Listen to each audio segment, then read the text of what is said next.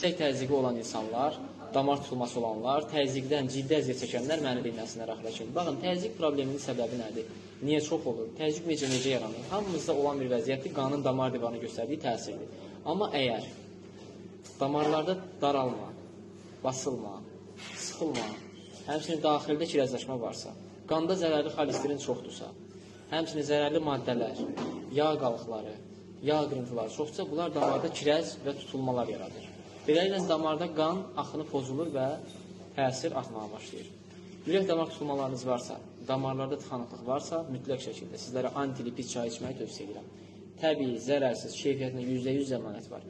40 paketdir, 1 paket 1 litr qaynar suda dəmlənir və səhər altdan axşam 5-ə qədər gün ərzində onu içirsiniz. Elə bir beta-tiyanı, eril-qirini, bunları hamısını qırağa qoyursunuz, içirsiniz antilipidi.